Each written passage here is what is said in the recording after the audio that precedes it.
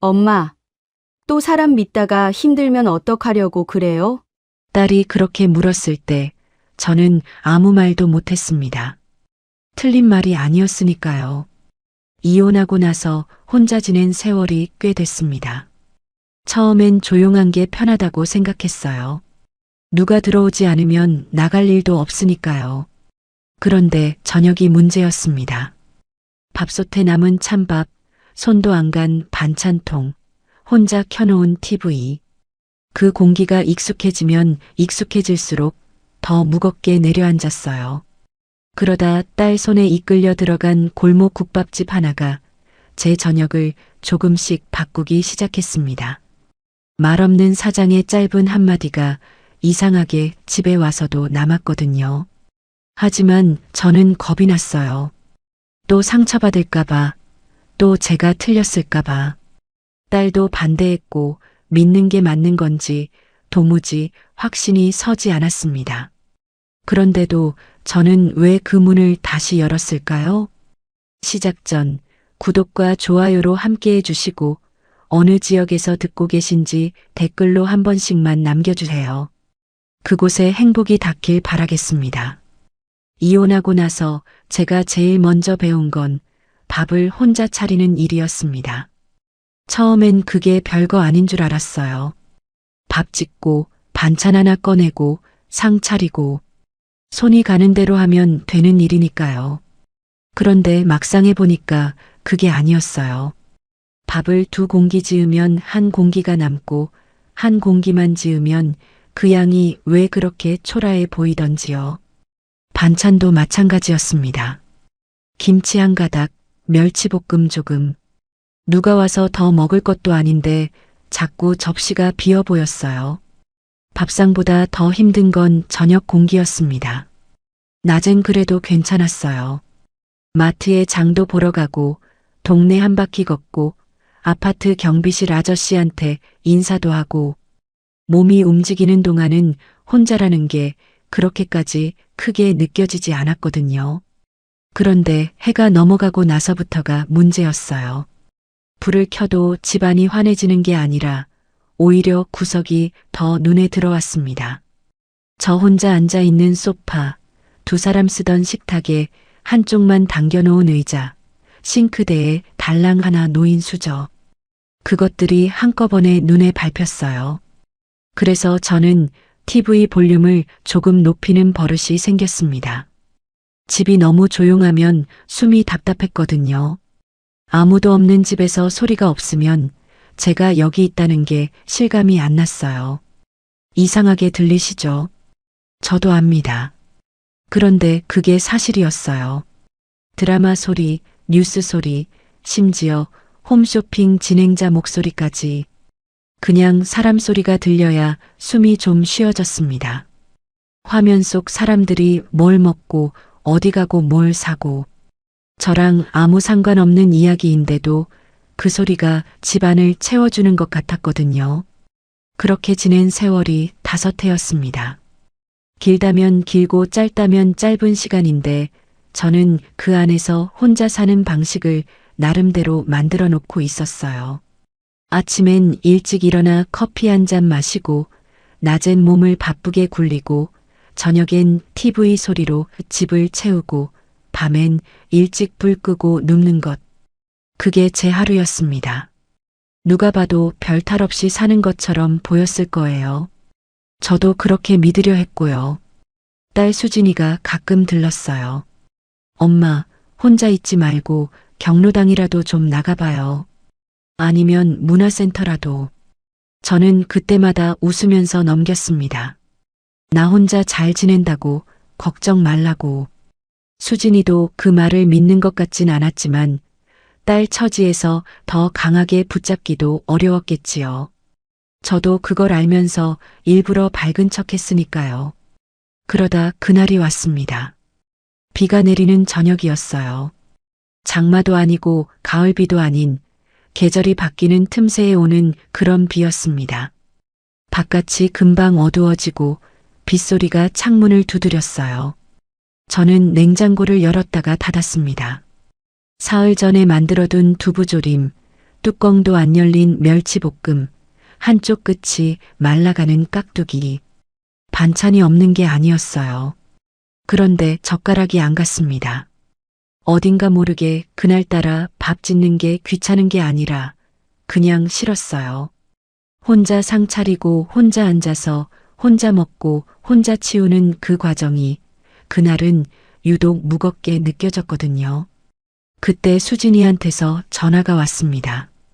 엄마, 나 퇴근하는데 근처야. 밥 먹었어요? 아직? 그럼 같이 먹자. 나 그쪽으로 갈게요. 수진이 목소리를 들으니까 괜히 목이 잠겼어요. 별말도 아닌데 오늘 같이 먹자는 그 한마디가 왜 그렇게 반갑던지요. 얼른 냉장고 문을 닫고 머리를 빗었습니다. 창피하게 눈물이 날 것 같아서 빨리 움직이면서 그 기분을 털어냈어요. 수진이가 골목 어귀에서 저를 기다리고 있었습니다. 우산을 씌워주면서 엄마 여기서 조금만 걸어가면 국밥집 있어요. 거기 국물이 진해서 좋아요 했어요. 저는 그냥 따라 걷기만 했습니다. 빗속에서 딸 옆에 붙어 걷는데 그것만으로도 발이 가벼웠어요. 골목을 두어 번 꺾으니까 작은 가게가 나왔습니다. 간판은 크지 않았어요. 흰 바탕에 검은 글씨 상호만 적혀 있는 소박한 간판이었는데 문을 당기니까 뜨거운 김이 확 밀려 나왔습니다. 사골 끓는 냄새, 젖은 우산 냄새, 그리고 어딘가 오래된 나무 냄새가 한데 섞여 있었어요. 좁지만 꽉 찬 느낌이었습니다. 테이블이 5개쯤 있었는데 손님이 서너 명 앉아서 말없이 국을 먹고 있었어요. 자리를 잡고 앉으니까 사장이 나왔습니다. 60 초중반쯤 돼 보였어요. 키가 크지 않고 앞치마를 두르고 말이 많지 않은 사람이었습니다. 생김새가 어떻다기보다는 분위기가 조용한 사람이었어요. 수진이가 국밥 둘 달라고 하니까 고개를 한번 끄덕이고 들어갔습니다. 별 인상 없이 지나쳤어요. 그냥 오래 장사한 사람이 움직이는 방식으로 조용히 일하는 것처럼 보였거든요. 뚝배기가 나왔을 때 저는 먼저 국물을 한 숟가락 떴습니다. 뜨거웠어요. 그리고 짜지 않았습니다. 첫 모금에 목이 확 열리는 것 같은 오래 끓인 것만 낼 수 있는 그 깊은 맛이 났어요. 저도 모르게 숨을 내쉬면서 한 숟가락 더 떴습니다. 수진이랑 이런저런 이야기를 했어요. 직장 이야기, 요즘 집 근처 공사 소리가 너무 크다는 이야기, 아무것도 아닌 것들이요. 그런데 이상하게 그날은 밥이 잘 넘어갔습니다. 국물을 1번, 2번, 3번. 뚝배기를 거의 비웠어요. 그러다가 손이 멈춘 게 깍두기를 집으려는 순간이었습니다.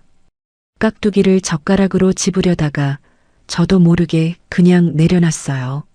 뭔가를 생각한 게 아니었습니다. 그냥 잠깐 멈춰서 이 뜨거운 뚝배기 앞에 앉아 있는 게 이상하게 낯설었어요.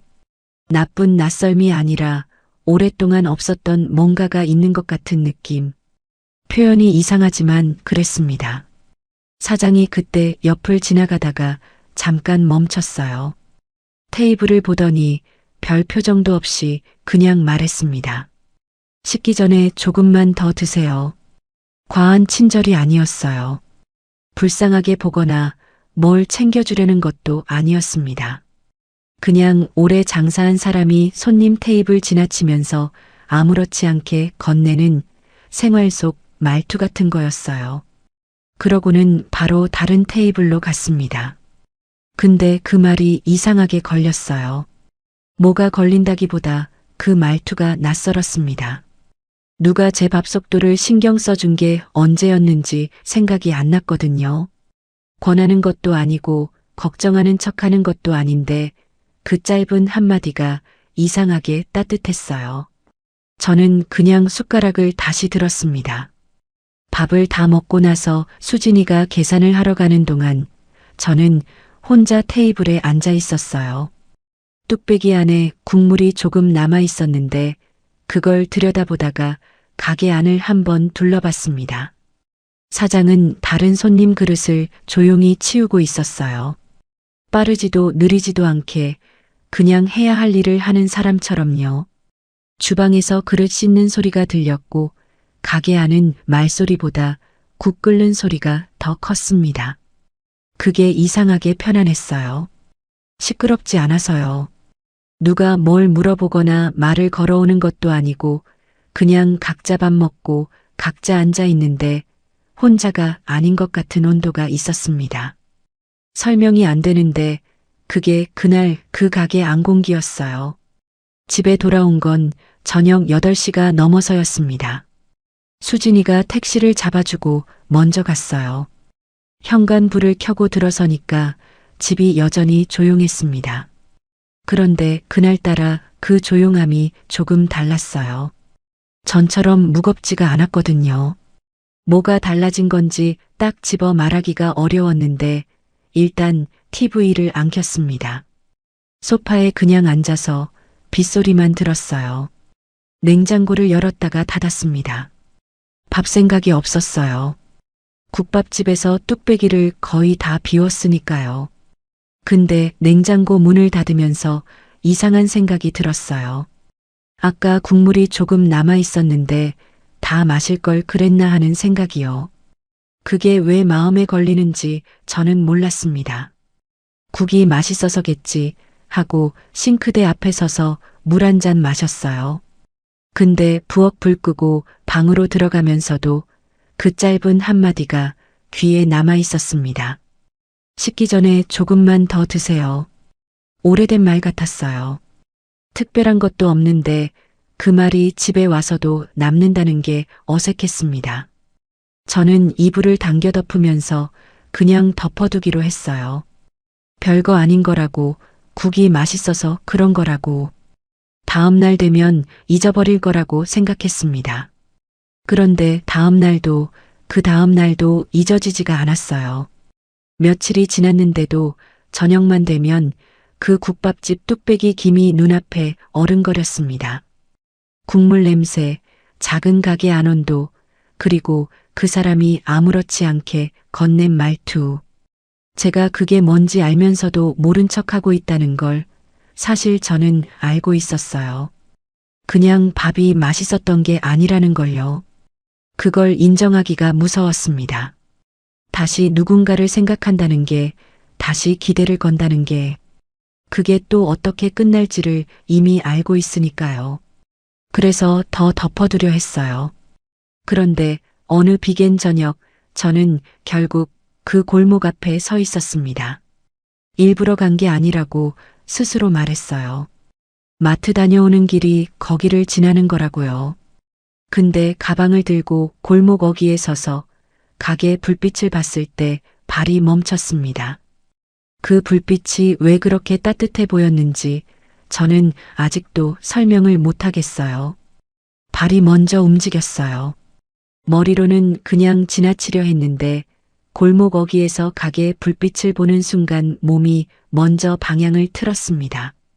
저도 모르게 문 앞까지 걸어가 있었어요. 유리문 너머로 따뜻한 김이 서려 있었고 안쪽에서 국 끓는 소리가 낮게 들렸습니다. 저는 잠깐 거기 서서 핸드폰을 꺼냈어요. 뭔가를 확인하는 척 그냥 잠시 멈춘 거라는 걸 스스로한테 납득시키면서요. 그러다가 그냥 문을 당겼습니다. 점심도 아니고 저녁 7시 반이었어요. 애매한 시간이었습니다. 저녁 손님이 몰리는 시간도 아니고 그렇다고 완전히 한산한 시간도 아닌 딱 그 사이였어요. 테이블 두어 개에 손님이 앉아 있었고 사장은 주방 쪽에서 그릇을 정리하고 있었습니다. 제가 들어서니까 고개를 들었어요. 알아보더라고요. 뭔가를 반색하거나 반갑다고 티를 내거나 그런 게 아니었어요. 그냥 한번 봤다가 앉으세요 했습니다. 저는 저번에 앉았던 자리 근처에 앉았어요. 사장이 잠시 후 나오더니 메뉴판을 내려놓지 않고 그냥 물었습니다. 국밥으로 드릴까요? 아니면 콩나물 국밥으로 드릴까요? 저는 국밥이라고 했어요. 그랬더니 사장이 잠깐 저를 보더니 말했습니다. 오늘은 콩나물 국밥 드시는 게 낫겠습니다. 속이 좀 불편하실 것 같아서요. 저는 그 말을 듣는데 뭔가가 이상했어요. 제가 속이 불편하다고 말한 적이 없었거든요.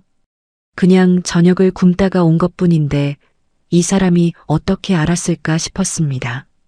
나중에 생각해 보니까 얼굴이 좀 창백했던 것 같아요. 아침을 거르고 낮에 커피만 마셨으니까요. 그 사람 눈에 그게 보였던 거겠지요. 콩나물 국밥이 나왔습니다. 사골 국밥보다 맑고 가벼운 국물이었어요. 콩나물이 아삭하게 씹혔고 국물이 짜지 않고 시원했습니다. 한 숟가락 뜨니까 속이 확 풀리는 것 같았어요. 제가 왜 이걸 고르지 않았나 싶을 정도로요. 저는 혼자 먹으면서 가게 안을 조금씩 살펴봤습니다. 깔끔하진 않지만 지저분하지도 않은 가게였어요.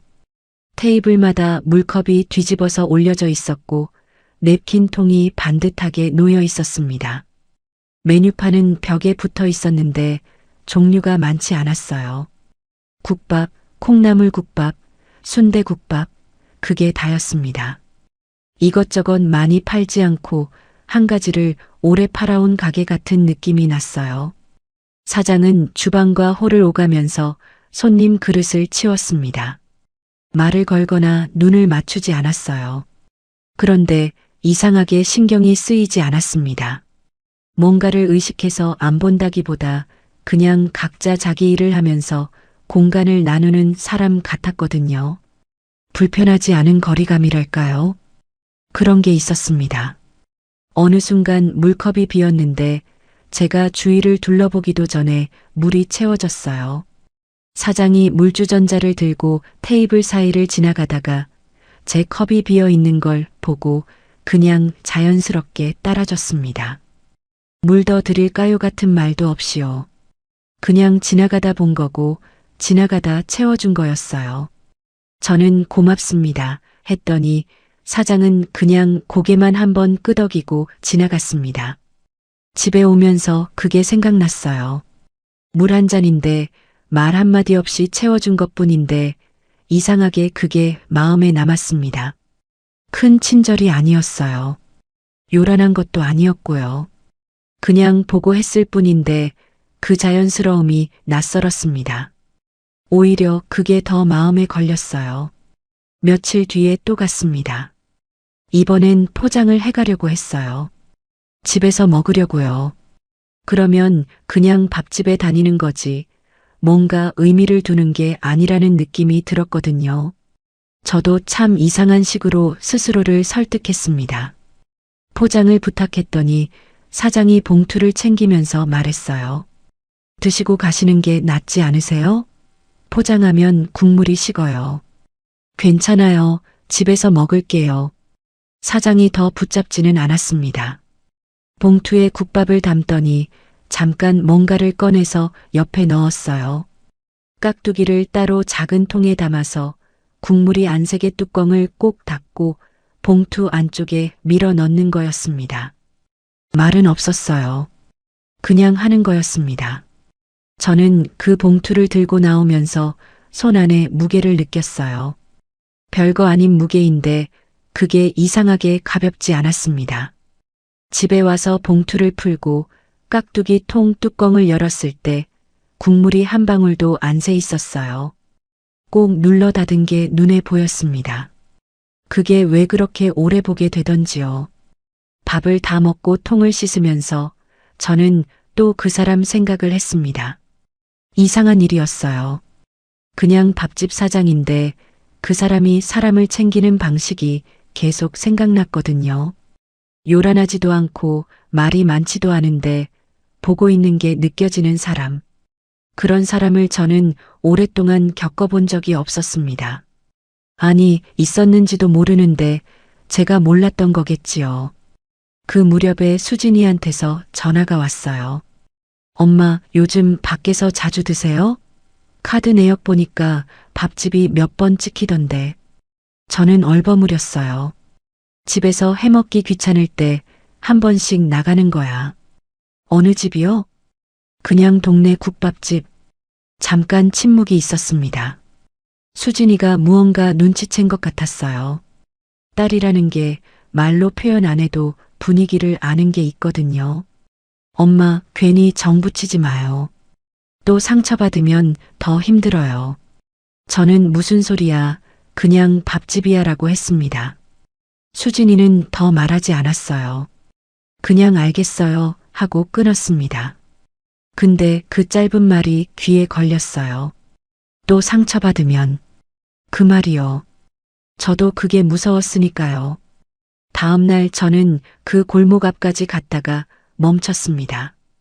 가게가 보이는 데까지 걸어갔는데 유리문 안쪽으로 사장이 테이블을 닫고 있는 게 보였어요. 저는 그냥 서 있었습니다. 들어가야 할지, 그냥 돌아가야 할지.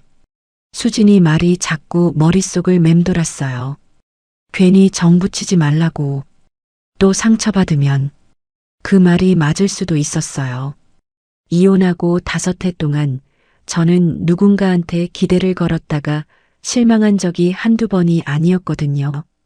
크게 믿었다가 크게 다친 것도 있었고, 작게 기댔다가 조용히 돌아선 것도 있었습니다.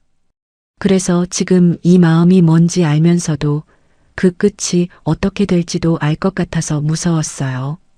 발이 안 떨어졌어요. 그런데 그때 유리문 안쪽에서 사장이 고개를 들었습니다. 창 너머로 저랑 눈이 마주쳤어요. 저는 그 순간 어떻게 해야 할지 몰랐습니다. 얼른 걸어가야 하나, 그냥 들어가야 하나. 근데 사장이 저를 보고도 반응을 크게 하지 않았어요. 손을 흔들거나 부르거나 그런 게 아니었습니다. 그냥 잠깐 보더니 다시 테이블 닦는 손을 움직였어요. 모른 척이 아니라 봤는데 기다려주는 것 같은 눈빛이었습니다. 들어오든 안 들어오든 내 선택이라는 듯이요. 그게 오히려 더 마음에 걸렸어요. 붙잡으려 들거나 눈으로 끌어당기거나 하지 않는데 그 무심한 것 같은 태도가 왜 더 편하게 느껴지는지 저는 이해가 안 됐습니다. 저는 한참을 골목 어귀에 서 있다가 결국 돌아섰어요. 집에 와서 저녁을 대충 때웠습니다. 편의점에서 삼각김밥 하나 사서 서서 먹었어요. 그게 배가 찰 리가 없었는데 그날은 더 사 먹고 싶은 마음도 없었습니다. 그냥 속이 허했어요. 배가 아니라 다른 어딘가가요. 잠자리에 들면서 저는 생각했습니다. 이게 뭔가 밥 한 번 더 먹으러 갔다가 고개만 숙인 사람한테 왜 이렇게 마음이 쓰이는 건가? 수진이 말처럼 또 상처받으면 어떡하나? 그 생각이 꼬리를 물었어요. 그런데 눈을 감으면 깍두기 국물 안색의 뚜껑을 꼭 닫던 그 손이 먼저 떠올랐습니다. 말 한마디 없이 한 일인데 그게 왜 이렇게 오래 가는지요. 며칠을 안 갔습니다. 작정하고 끄는 건 아니었어요. 그냥 안 가면 되는 거라고 생각했습니다. 골목을 일부러 돌아서 다니면 마주칠 일도 없고 마주치지 않으면 생각도 줄어들 거라고요. 그렇게 스스로한테 말했어요. 근데 저녁이 문제였습니다. 동네 분식집에 가봤어요. 김치찌개 100반을 시켰는데 찌개가 너무 짰습니다. 물을 2잔 마셨는데도 입안이 얼얼했어요. 억지로 반 정도 먹고 나왔습니다. 다음 날은 편의점에서 컵라면을 샀어요. 뜨거운 물 붓고 기다리는 3분이 이상하게 길었습니다. 뚜껑을 열었을 때 올라오는 그 싸구려 냄새가 그날따라 유독 처량하게 느껴졌어요. 사흘째 되던 날은 아예 저녁을 건넜습니다. 배가 고프지 않은 게 아니었어요. 뭔가를 사러 나가는 것도 귀찮고 집에서 해먹자니 혼자 냄비 꺼내는 것도 귀찮고 그냥 누워 있었습니다. 천장을 보면서 이게 뭔가 싶었어요. 밥 한 끼가 이렇게 무거운 일이 돼버렸나 싶어서요. 그러다 나흘째 저녁 결국 그 골목 앞에 섰습니다. 일부러 간 거 맞아요. 이번엔 스스로한테 변명도 안 했습니다. 그냥 갔어요. 문을 열었더니 사장이 주방에서 나왔습니다. 저를 보더니 아무 말도 안 했어요. 왜 안 왔냐고 묻지도 않고 오랜만이라고 하지도 않았습니다. 그냥 자리를 눈으로 가리키면서 말했어요. 오늘은 밥이 조금 늦게 됩니다. 잠깐만 기다리세요. 그게 다였어요. 저는 자리에 앉아서 그 말을 곱씹었습니다. 왜 안 왔냐는 말이 없었어요. 섭섭하다는 눈치도 없었고요. 그냥 오늘 밥이 늦는다고 그것만 말했어요. 그 담백함이 이상하게 숨을 트이게 했습니다. 뭔가를 설명하지 않아도 되는 것 같았거든요. 새로 지은 밥이 나왔을 때 아직 뜸이 덜 빠진 것처럼 김이 많이 올랐어요. 국물을 한 모금 떴는데 따뜻했습니다. 며칠 동안 대충 때운 것들이랑 온도가 달랐어요. 뚝배기를 두 손으로 감쌌더니 손바닥까지 따뜻해졌습니다. 저는 그냥 한동안 그러고 있었어요. 먹지 않고 그냥 온기를 느끼면서요. 손님이 거의 빠진 늦은 시간이었어요. 테이블에 저 혼자 남아 있었습니다. 사장이 의자를 하나 당겨 카운터 옆에 앉더니 뭔가 장부 같은 걸 들여다봤어요. 가게 안이 조용해졌습니다. 그릇 소리도 없고 손님 소리도 없고 그냥 국 끓는 소리만 낮게 들렸어요. 저는 그 조용함 속에서 뜬금없이 말을 꺼냈습니다. 혼자 먹는 밥이 제일 싫어요.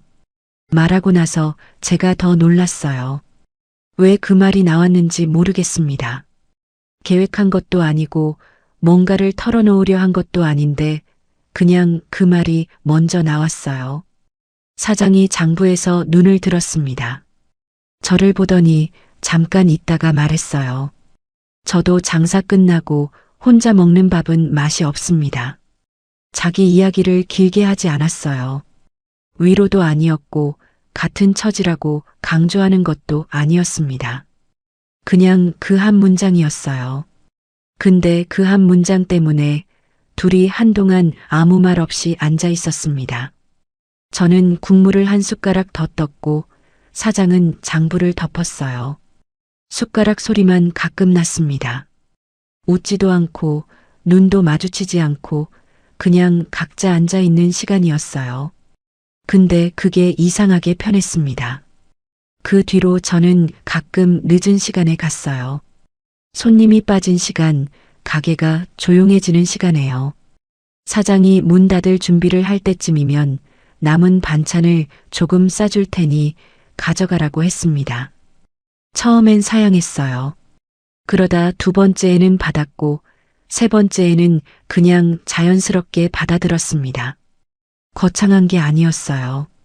깍두기 조금, 멸치볶음 한 줌, 가끔은 그날 남은 국을 작은 통에 담아서요.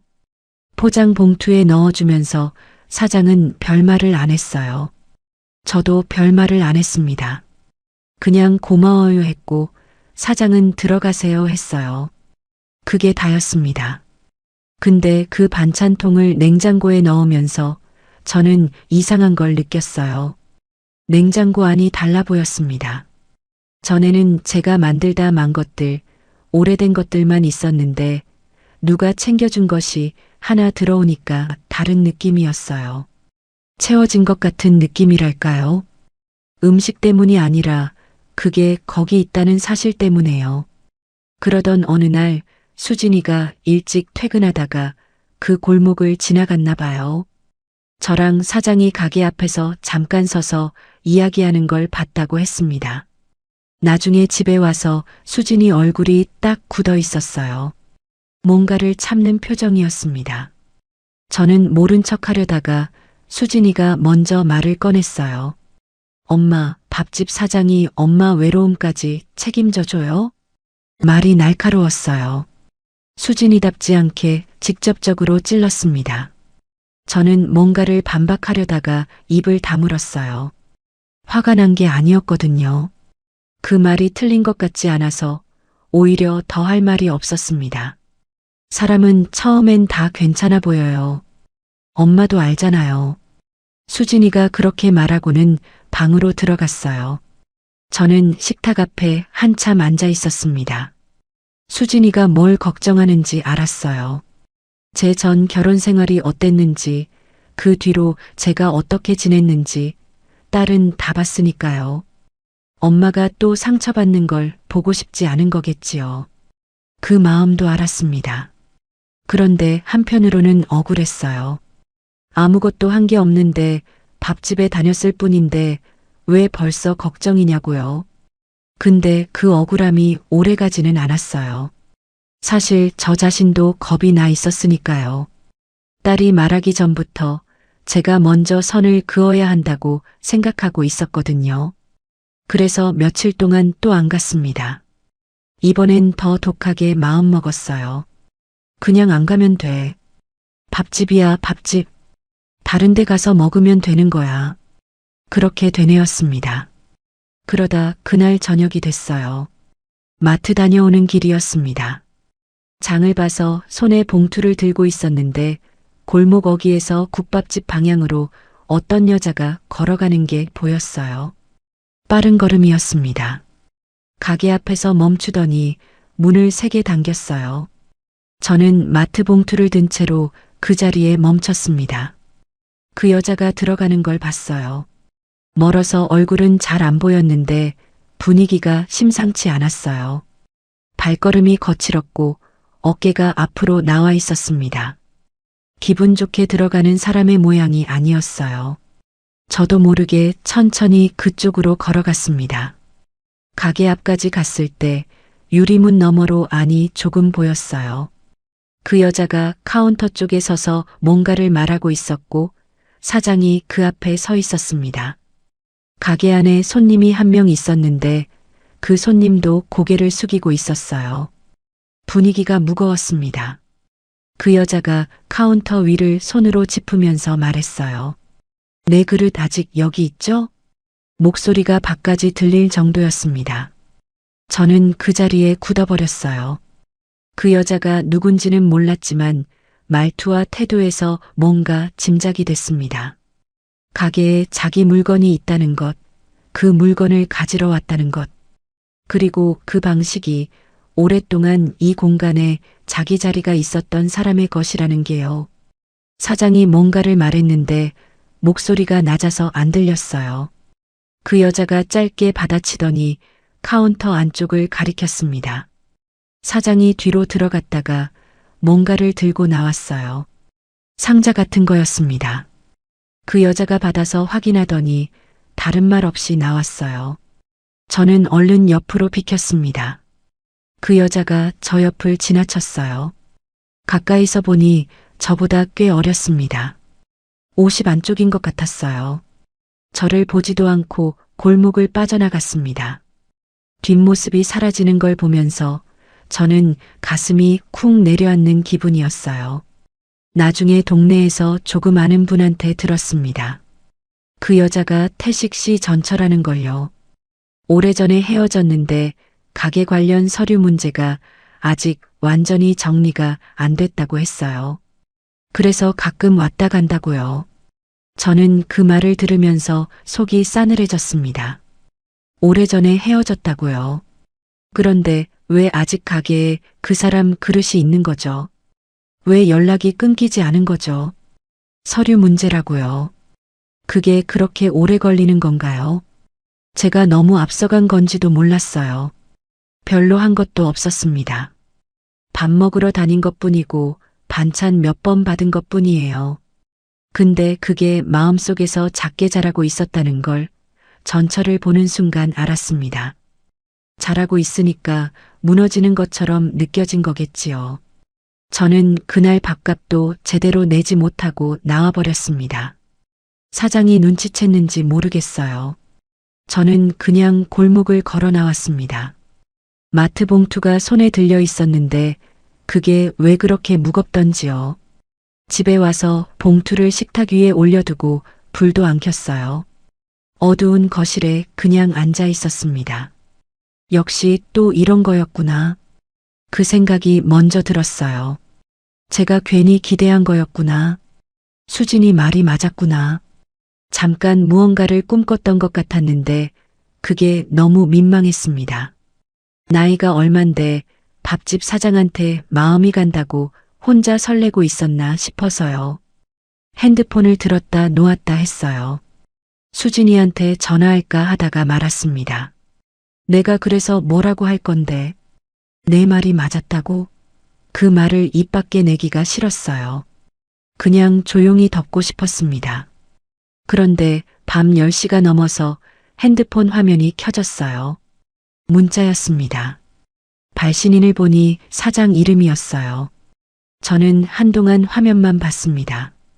열어야 할지 말지를 생각했어요. 열면 뭔가가 시작될 것 같고 안 열면 없던 일이 될 것 같았거든요. 결국 눌렀습니다. 짧은 문자였어요.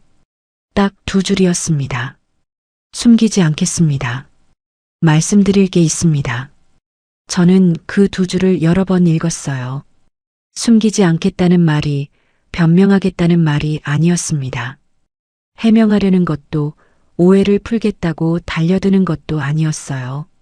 그냥 말씀드릴 게 있다고 그것만이었습니다. 핸드폰을 내려놓고 천장을 봤어요. 이 사람을 만나야 할까요? 말아야 할까요? 만나면 또 뭔가가 달라지고 달라지면 또 기대가 생기고 기대가 생기면 또 무너질 수도 있는데 그 생각이 빙글빙글 돌았습니다. 그런데 이상하게 그 2줄이 마음 한편을 건드렸어요. 숨기지 않겠다는 사람을 저는 살면서 얼마나 만났던가요? 며칠을 망설였어요. 문자를 받은 날 밤엔 잠을 잘 못 잤습니다. 이불을 덮었다 걷었다 하면서 만나야 하나 말아야 하나를 반복했어요. 만나면 뭔가를 들어야 하고 들으면 또 판단을 해야 하고 판단을 하면 또 결정을 해야 하는데 그 과정이 다 무서웠습니다. 차라리 그냥 안 만나고 끝내는 게 편할 것 같기도 했어요. 그런데 낮이 되면 또 생각이 달라졌습니다. 숨기지 않겠다고 했어요. 그 말이 자꾸 걸렸거든요. 변명하겠다는 사람은 먼저 전화를 했을 거예요.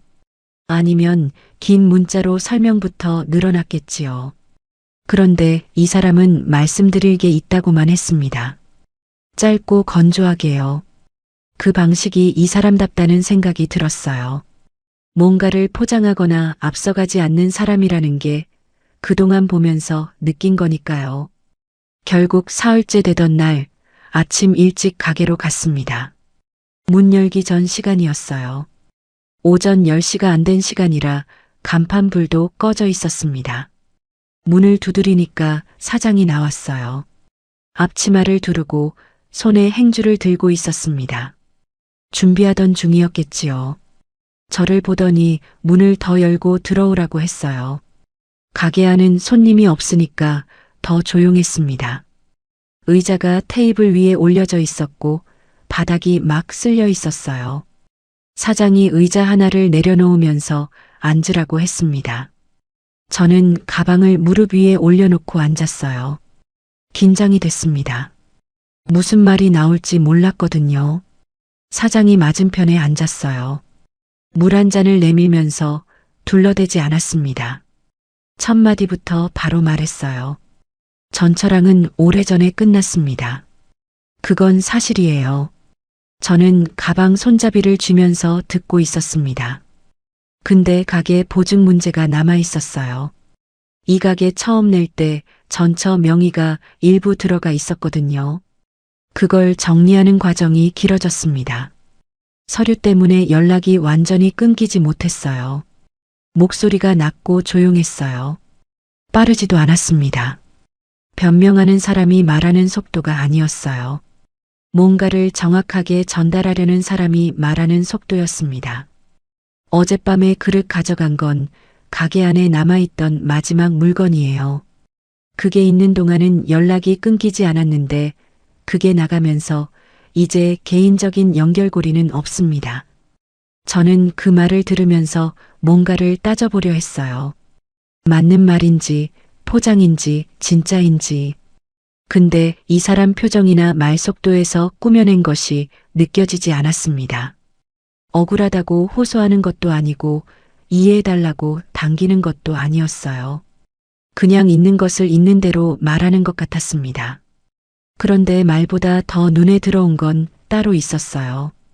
사장이 말을 마치더니 핸드폰을 꺼냈습니다. 뭔가를 찾더니 화면을 저한테 보여줬어요.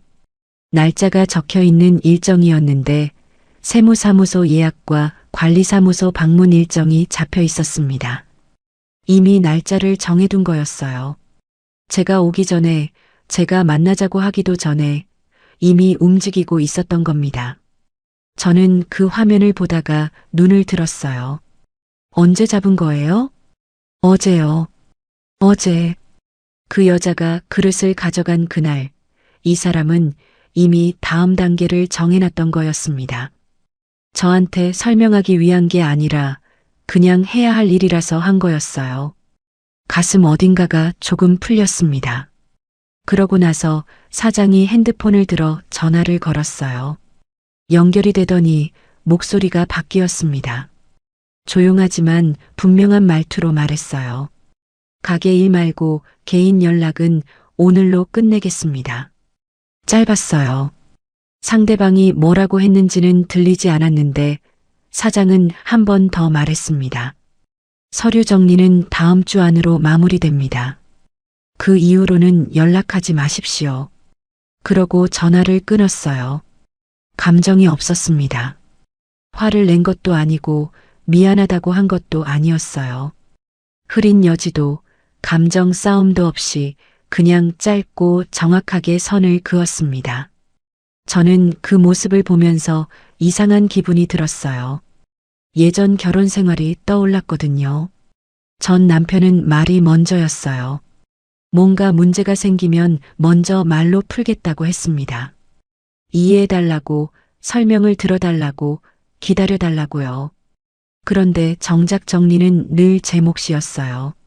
서류도, 연락도, 관계를 끊는 일도 다 제가 감당해야 했습니다. 말은 많았는데 행동이 없는 사람이었어요. 그런데 이 사람은 반대였습니다.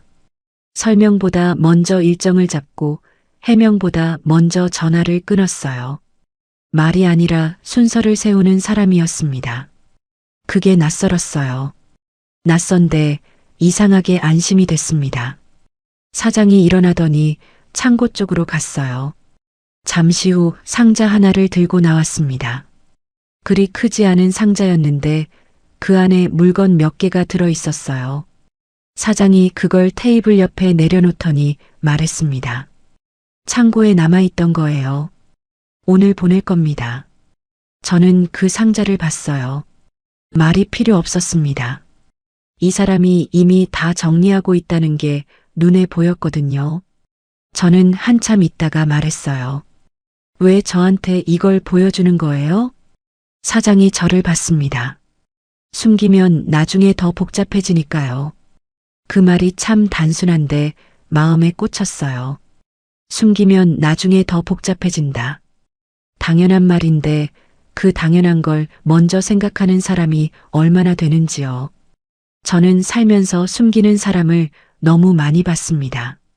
나중에 드러나면 그때 가서 수습하면 된다고 생각하는 사람들을요. 저는 가방을 들고 일어났습니다. 가게를 나오면서 뭔가를 정리하려 했어요. 마음속에서요. 이 사람을 어떻게 봐야 하는지, 이 상황을 어떻게 받아들여야 하는지요. 근데 딱히 정리가 되지 않았습니다. 그냥 뭔가가 달라졌다는 것, 그것만 느꼈어요. 수진이는 여전히 완고했습니다. 그날 저녁 수진이한테 오늘 있었던 일을 조금 이야기했어요. 다 말하지는 않고 서류 정리가 됐다는 것, 연락이 끊겼다는 것 정도만요. 수진이가 들으면서 표정이 크게 바뀌지는 않았습니다. 엄마, 저런 거 다 처음뿐이야. 한숨처럼 나온 말이었어요. 딱 잘라 반대하는 게 아니라 걱정이 섞인 말투였습니다. 저는 그 말에 예전 같으면 바로 움츠러들었을 거예요. 딸이 걱정하면 내가 잘못 생각하는 건가, 내가 또 틀린 건가 싶어서요. 그런데 그날은 달랐습니다. 수진이 말을 듣긴 들었어요. 흘려버린 게 아니라요. 근데 그 말이 제 결정을 바꾸지는 않았습니다. 처음으로 딸 말에 바로 휘둘리지 않았어요. 그게 저한테 작은 변화였습니다. 조용히 생각을 굳혀가던 날들이었어요. 며칠이 더 지나면서 저는 혼인신고를 하기로 마음을 정했습니다. 식을 올리거나 사진을 찍는 결혼이 아니었어요. 그런 걸 할 나이도 그런 걸 원하는 마음도 아니었습니다. 그냥 서류로 정리를 하는 것, 둘이 같은 공간에서 살겠다는 걸 공식으로 남기는 것. 그게 제가 원하는 방식이었어요. 구청 민원실에 갔습니다. 번호표를 뽑고 플라스틱 의자에 나란히 앉아서 기다렸어요. 번호가 불리면 창구로 가서 서류를 넘기고 담당자가 확인하는 동안 조용히 서 있었습니다. 화려하지 않았어요. 주변에서 박수를 치는 것도 없었고 누가 알아주는 것도 아니었습니다. 그냥 서류를 내고 도장을 찍고 영수증을 받았습니다. 근데 이상하게 그 과정이 싫지 않았어요. 오히려 이게 맞다는 생각이 들었습니다. 요란하지 않은 게요. 제 나이에 맞는 방식으로 조용하고 단단하게 결정을 내리는 것. 그게 이번 선택이었어요. 구청 밖을 나오면서 하늘을 봤습니다. 별 감흥이 없을 줄 알았는데 손이 조금 떨렸어요. 기분 좋은 떨림이었는지 긴장해서 오는 떨림이었는지 모르겠습니다. 둘 다였던 것 같아요. 태식 씨 집에 처음 들어선 건 그 주말이었어요. 현관에서 신발을 벗는 순간부터 긴장이 됐습니다. 낯선 공간에 들어가는 게 설레는 게 아니라 뭔가를 잘못 건드릴까봐 조심스러웠어요. 수저는 어디 있는지, 냄비는 어디 두는지, 여기선 어떤 방식으로 살고 있는지, 그것들이 다 모르는 것들이었거든요. 신발 정리를 하고 일어서는데 태식 씨가 말했어요. 부엌은 편한 쪽으로 쓰세요. 제 방식에 맞출 필요 없습니다. 저는 그 말을 들으면서 잠깐 멈췄습니다. 제 방식에 맞출 필요 없다고요. 그 말이 참 가벼운 것 같은데 가볍지 않았어요. 같이 사는 사람한테 맞춰야 한다는 압박이 얼마나 무거운 건지 살아본 사람은 압니다. 그 무게를 처음부터 없애주는 말이었어요. 저는 부엌 문을 열어봤습니다. 깔끔하지는 않았어요. 냄비가 2개 올려져 있었고 수저통이 한쪽에 있었고 도마가 싱크대 옆에 세워져 있었습니다. 오래 혼자 산 사람의 부엌이었어요. 정돈돼 있기는 했는데 여백이 없었습니다. 혼자 쓰기에 맞춰진 공간이었어요. 저는 거기 서서 생각했습니다. 여기서 내가 어떻게 살게 될까? 이 공간이 나한테 편해질까? 또 눈치를 보는 날이 올까? 질문이 많았어요. 근데 답은 없었습니다. 그냥 살아봐야 아는 거겠지요. 태식 씨가 옆에서 물었어요. 밥 먹을까요? 저는 고개를 끄덕였습니다. 그게 그날의 첫 번째 저녁이었어요. 같이 사는 게 어떤 건지 저는 다시 배워야 했습니다. 오래 혼자 살다 보면 몸에 밴 것들이 생겨요. 냉장고 문 여는 방식, 수건 거는 위치, 아침에 일어나서 첫 번째로 하는 일. 그게 다 제 방식으로 굳어져 있었거든요. 근데 같이 사는 공간에서는 그게 다 조율이 필요한 것들이 됩니다. 별거 아닌 것 같아도 그 조율이 사실 제일 피곤한 부분이에요. 첫 주는 제가 많이 조심했습니다.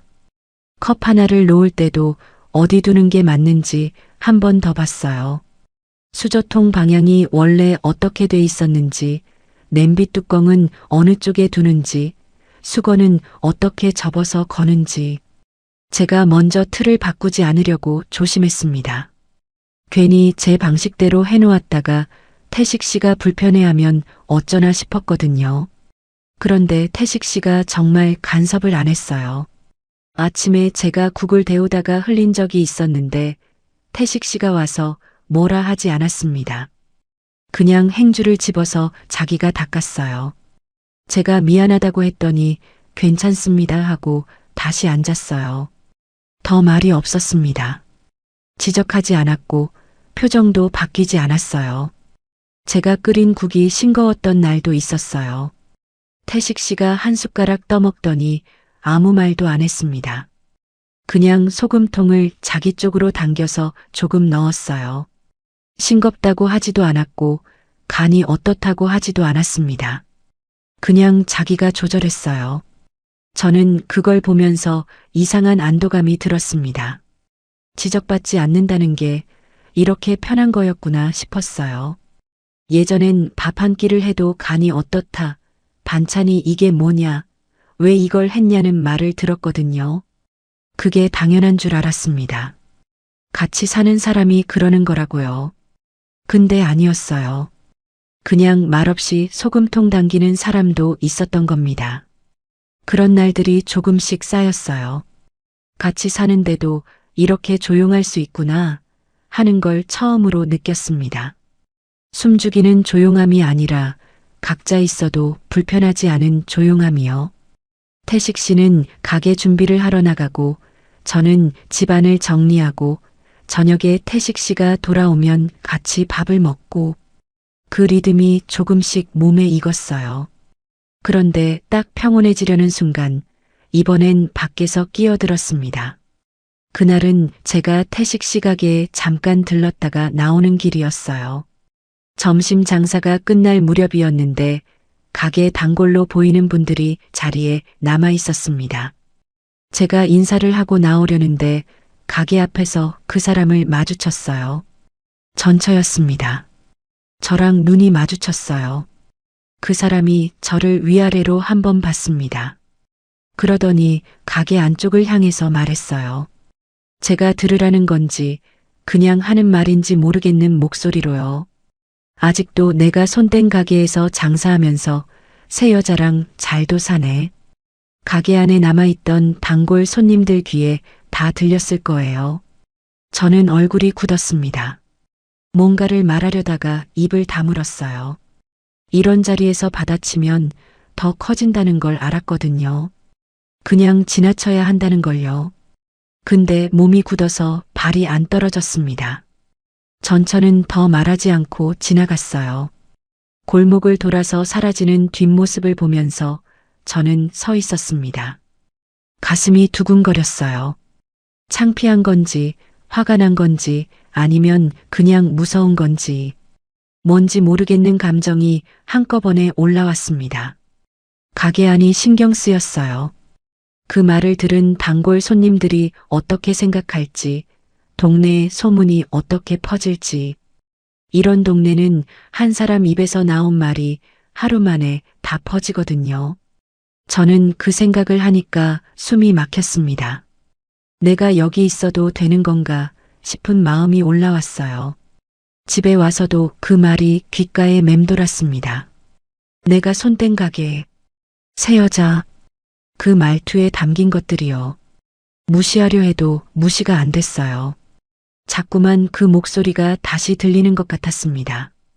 거기에 그날 저녁 수진이까지 전화를 했어요. 무슨 일이 있었는지 어디서 들었는지 목소리가 차가웠습니다. 내가 괜히 걱정한 줄 아냐? 저는 전화를 들고 아무 말도 못했어요. 엄마, 동네에서 저런 소리 들을 거 알았잖아요. 그러니까 제가 말렸잖아요. 수진이 목소리가 평소보다 더 차가웠습니다. 화가 난 게 아니라 실망한 사람이 말하는 톤이었어요. 그게 더 아팠습니다. 화를 내면 맞서기라도 할 텐데 실망한 목소리엔 대꾸할 말이 없었거든요. 전화를 끊고 방에 앉았어요. 짐가방이 눈에 들어왔습니다. 옷장 옆에 세워둔 거였어요. 아직 다 풀지 않은 것들이 몇 개 남아 있었거든요. 저는 그 가방을 보다가 손이 갔습니다. 지퍼를 잡았어요. 역시 너무 빨랐나? 그 생각이 들었습니다. 내가 또 판단을 잘못한 건가? 수진이 말처럼 이런 일이 생길 거라는 걸 알았으면서 왜 또 들어온 건가? 지퍼를 조금 열었어요. 반 정도 열렸습니다. 그날 밤 태식 씨가 가게를 마치고 돌아왔어요. 제가 방에 있는 걸 알았을 텐데 먼저 불러서 물어보지 않았습니다. 부엌에서 뭔가를 하는 소리가 났어요. 물 끓는 소리가 잠깐 나다가 조용해졌습니다. 저는 방문을 열고 나갔어요. 태식 씨가 식탁에 앉아 있었습니다. 국 2그릇이 올라와 있었어요. 저를 보더니 그냥 앉으세요라고 했습니다. 오늘 있었던 일 알고 있냐고 묻지 않았어요. 어떻게 됐냐고 하지도 않았습니다. 저는 앉아서 국을 떴어요. 뜨거웠습니다. 아무 말 없이 국을 마시는데 태식 씨가 먼저 말했어요. 내일 처리할 겁니다. 저는 숟가락을 내려놓고 봤어요. 가게 명의 정리 마무리하고 거래처 변경도 이번 주 안으로 끝낼 겁니다. 단골분들한테는 제가 직접 말씀드려야 할 것들 정리해서 말할게요. 감정적으로 달려드는 게 아니었어요. 화를 내면서 전처 욕을 하는 것도 아니었고 저한테 미안하다며 감정을 쏟아내는 것도 아니었습니다. 그냥 해야 할 일을 목록처럼 말하는 거였어요. 차갑게 들릴 수도 있는데 저한테는 오히려 그게 더 믿음이 갔습니다. 감정으로 설득하려는 게 아니라 행동으로 보여주겠다는 거니까요. 다음 날 태식 씨는 말한 대로 했습니다. 오전에 세무사무소에 갔다 왔고 거래처 변경 서류도 처리했어요. 전처한테는 앞으로 가게 관련 연락도 대리인을 통해서 하겠다고 서면으로 남겼습니다. 저한테 그 서류를 보여주면서 설명한 게 아니라 그냥 했어요. 나중에 제가 어떻게 됐냐고 물었을 때 담담하게 말해줬을 뿐이었습니다. 저는 그걸 들으면서 방에 들어가 짐가방을 봤어요. 반쯤 열려있던 지퍼가 그대로였습니다. 저는 잠깐 그 앞에 서 있다가 지퍼를 끝까지 닫았어요. 그러고 옷장 위로 올려놨습니다. 그날은 거기까지였어요.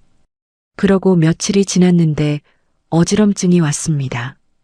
아침에 일어나는데 눈앞이 핑 돌았어요. 벽을 짚고 서서 잠깐 기다렸는데 나아지지 않았습니다. 태식 씨가 출근하고 없는 시간이었어요. 저 혼자 동네 내과에 갔습니다. 접수를 하면서 보호자 연락처 칸이 있었어요. 볼펜을 들고 멈췄습니다. 예전에 혼자 병원 갈 때는 늘 비워뒀어요. 아니면 수진이 번호를 적었는데 딸한테 연락 가면 또 걱정할까봐 그것도 망설여졌거든요. 이번엔 손이 달랐습니다. 태식 씨 번호를 적었어요. 쓰고 나서 손이 멈췄습니다. 이 칸에 다른 사람 이름을 쓰는 게 언제였나 싶었어요. 내 편이라고 생각하고 쓰는 이름이 얼마만인지 모르겠는 거예요. 진료가 끝나고 나왔는데 입구 쪽에서 태식 씨가 서 있었습니다. 앞치마를 두르고 있었어요. 가게 앞치마 그대로였습니다. 가게를 누군가한테 잠깐 맡기고 온 거였어요. 저를 보더니 다가오면서 말했습니다. 장사 잠깐 맡기고 왔습니다. 그 한마디였어요. 저는 그 말을 들으면서 고개를 돌렸습니다. 눈물이 날 것 같았거든요. 울면 안 된다고 생각하면서 하늘을 봤어요. 구름이 낮게 떠 있었습니다. 목이 잠겼는데 억지로 삼켰어요. 장사 잠깐 맡기고 왔다는 말이 그렇게 클 줄 몰랐습니다. 아픈 사람 옆에 있는 게 당연한 거라고 생각하는 사람이 있다는 게요. 물어보지 않아도 부탁하지 않아도 그냥 오는 사람이 있다는 게요. 저는 그게 얼마나 오랫동안 없었는지를 그 순간 알았습니다. 집으로 오는 길에 태식 씨가 옆에서 걸었어요. 말이 없었습니다. 저도 말이 없었어요. 그냥 나란히 걸었습니다. 바람이 조금 쌀쌀했는데 옆에 사람이 있으니까 덜 추웠어요. 집에 돌아와서 저는 옷장 위를 봤습니다. 짐가방이 거기 올려져 있었어요. 지퍼가 끝까지 닫혀 있었습니다. 저는 그 가방을 한동안 봤어요. 손을 뻗지 않았습니다. 이번엔 도망이 아니라 여기 있는 쪽으로 마음이 기울고 있었거든요. 그게 작은 것 같아도 저한테는 작지 않았어요. 달라진 게 한꺼번에 오지는 않았어요. 어느 날 갑자기 모든 게 좋아졌다거나 마음이 다 풀렸다거나 그런 게 아니었습니다. 그냥 조금씩이었어요. 아침에 일어나는 게 덜 무겁고 저녁이 와도 덜 무섭고 집안 공기가 조금 달라진 것. 그런 것들이 쌓이는 거였습니다. 그래도 수진이와의 관계는 여전히 어색했어요. 딸이 반대했던 시간이 짧지 않았으니까요. 제가 결정을 바꾸지 않았고 딸이 원하는 방향으로 가지 않았으니까 그 사이에 뭔가 어색한 것들이 남아 있었습니다. 서로 할 말을 줄이는 시간이었어요. 전화를 해도 짧게 끊고 만나도 오래 앉아 있지 않았습니다. 제가 먼저 풀려고 하지 않았어요. 예전 같으면 수진이 눈치를 보면서 제가 먼저 다가갔을 거예요. 딸이 불편해하는 게 싫어서 딸 기분이 풀리도록 제가 맞추는 쪽으로 갔겠지요.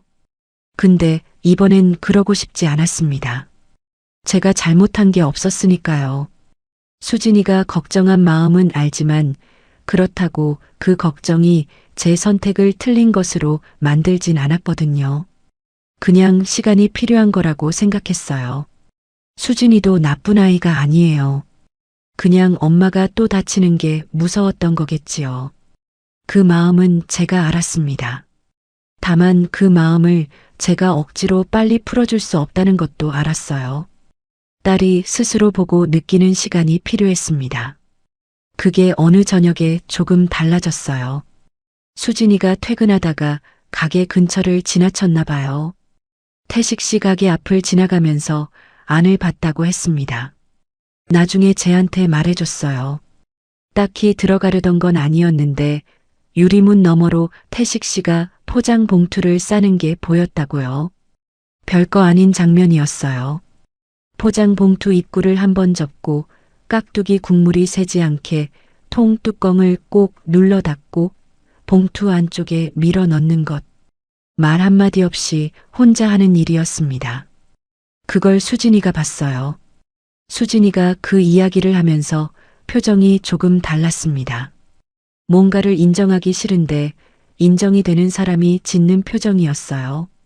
딱 잘라 좋다는 것도 아니고 여전히 경계를 완전히 내린 것도 아닌데 예전처럼 날카롭지 않은 얼굴이었습니다. 저는 그 표정을 보면서 아무 말도 안 했어요. 괜히 말을 보태면 수진이가 또 닫을 것 같았거든요. 그냥 그 침묵을 그대로 뒀습니다. 그게 맞는 것 같았어요. 억지로 당기지 않고 딸이 스스로 오는 속도를 기다리는 것. 그게 제가 할 수 있는 전부였습니다. 태식 씨와 함께 사는 일상이 자리를 잡아가고 있었어요. 아침에 태식 씨가 먼저 일어나서 가게 준비를 하러 나가면 저는 조금 더 자다가 일어났습니다. 집안을 정리하고 낮에 장을 보고 저녁엔 태식 씨가 돌아올 시간에 맞춰 밥을 지었어요. 거창한 식단이 아니었습니다. 국 하나, 반찬 2개. 태식 씨는 뭘 해도 맛있다고 하는 사람이 아니었어요. 그냥 먹었습니다. 근데 다 먹었어요. 남기지 않았거든요. 그게 저한테는 충분했어요. 가게 마감 후에 돌아오면 같이 늦은 밥을 먹을 때도 있었습니다. 태식 씨가 가게에서 남은 국을 가져오면 제가 밥을 새로 지어서 같이 먹었어요. 특별한 대화가 있는 것도 아니었습니다. 오늘 손님이 많았다. 날이 쌀쌀해졌다. 저녁엔 뭐가 더 팔렸다. 그런 이야기들이요. 크지 않은 말들이었는데 그 말들이 식탁을 채웠습니다. 밥을 먹고 나서 설거지를 하는 것도 정해진 게 없었어요. 태식 씨가 할 때도 있고 제가 할 때도 있었습니다. 누가 먼저 일어나면 하는 식이었어요. 순서를 정하지 않았는데 어느새 자연스럽게 흘러가고 있었습니다. 작은 것들이 그렇게 자리를 잡아갔어요. 그러던 어느 밤이었습니다. 싱크대 앞에서 설거지를 하고 있었어요. 태식 씨가 식탁에 앉아서 다음날 가게 준비를 메모하고 있었습니다. 가게 마감 후라 집안이 조용했어요. 물 흐르는 소리랑 태식 씨 볼펜 소리만 낮게 들렸습니다. 저는 그릇 물기를 닦다가 문득 멈췄어요. 손이 멈춘 게 아니라 생각이 멈췄습니다. 뭔가를 생각하려 한 게 아닌데 그냥 서 있다 보니 멈춰 있었어요. 전 남편과 살던 시절이 잠깐 스쳤습니다. 그때도 저는 이 자리에 서 있었어요. 싱크대 앞에서 설거지하고 그릇 닦고 밥 차리고 몸은 집안에 있었는데 늘 긴장이 돼 있었습니다. 오늘 무슨 말이 나올지, 뭘 잘못했다고 할지, 어떤 표정으로 들어올지. 집이 쉬는 곳이 아니라 버티는 곳이었어요. 혼자 살던 5해도 그랬어요. 혼자니까 누가 뭐라 하는 사람은 없었지만 집이 텅 비어 있었습니다. 밥 먹을 이유가 없는 것 같고 집에 들어오면 나를 반겨주는 것도 없고 그 허전함이 저녁마다 무겁게 내려앉았어요. 집이 편한 곳이 아니라 견디는 곳이었습니다. 그런데 지금은 달랐어요. 물기를 닦고 있는데 긴장이 없었습니다. 뒤에서 태식 씨 볼펜 소리가 나도 어깨가 올라가지 않았어요. 밥 냄새가 남아있는 부엌이 답답하지 않았습니다. 누군가 발소리를 내며 들어와도 몸이 굳지 않았어요. 이게 뭔가 싶었어요. 편하다는 게 이런 건지 몰랐습니다. 특별한 일이 없어도 되는 것, 증명하지 않아도 되는 것, 조용히 있어도 괜찮은 것. 그게 그냥 집에서 가능하다는 게 저한테는 오래된 일이 아니었어요. 태식 씨가 그때 물었습니다. 불 끌까요? 주방 등을 말하는 거였어요. 저는 고개를 들었습니다. 행주를 손에 든 채로 잠깐 그 말을 들었어요.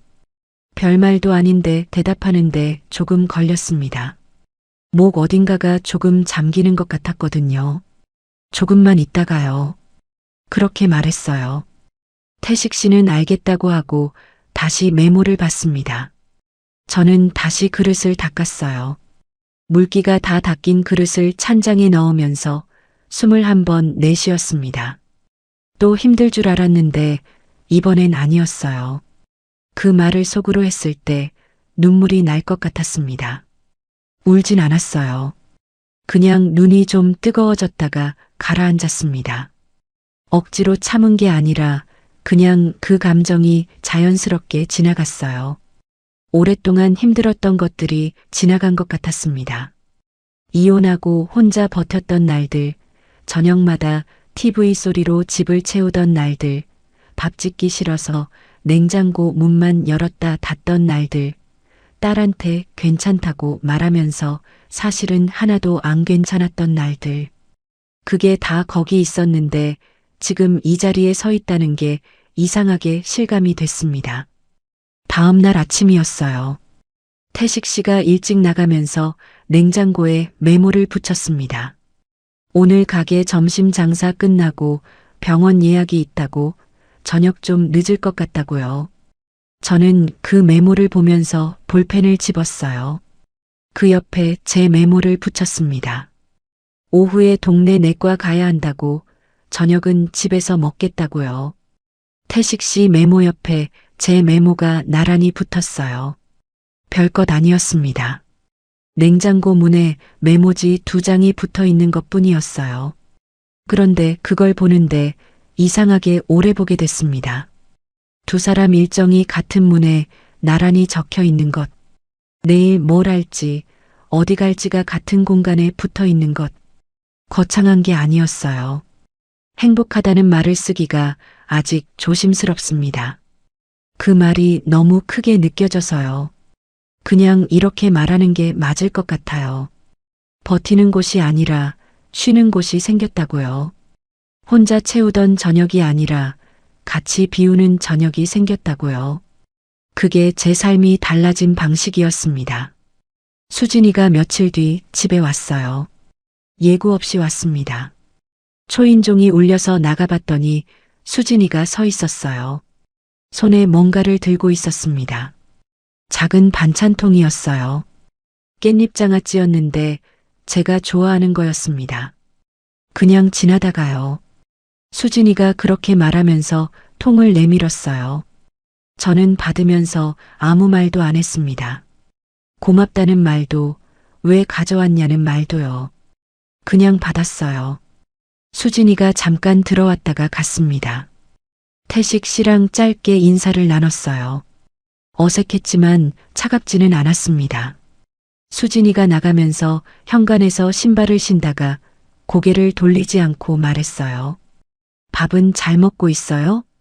저한테 하는 말인지 그냥 하는 말인지 모르겠는 말투였습니다. 저는 그냥 말했어요. 잘 먹고 있어. 수진이가 나갔어요. 문이 닫히고 나서 저는 한동안 현관 앞에 서 있었습니다. 눈물이 나려다가 말았어요. 그냥 코끝이 조금 시큰해졌다가 가라앉았습니다. 다 된 건 아니에요. 수진이랑 완전히 풀린 것도 아니고 앞으로 아무 일도 없을 거라고 장담할 수도 없습니다. 세상 일이 그렇게 깔끔하게 정리되진 않으니까요. 또 뭔가 걸리는 일이 생길 수도 있어요.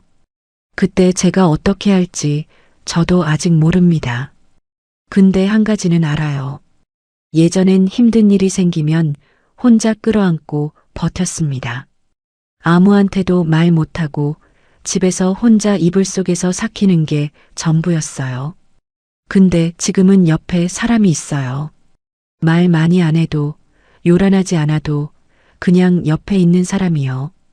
그게 생각보다 많이 달라요. 혼자 버티는 것과 옆에 사람이 있는 것 사이에 그 차이가 생각보다 크다는 걸 이 나이에 다시 배웠습니다.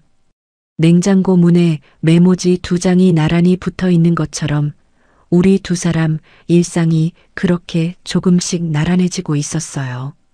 특별한 사건도 없고 극적인 순간도 없이 그냥 매일의 리듬이 둘이서 돌아가고 있었습니다. 저는 그걸로 충분했어요. 아직 겁이 없다고는 못해요. 또 어떻게 될지 모른다는 생각이 아주 사라진 건 아닙니다.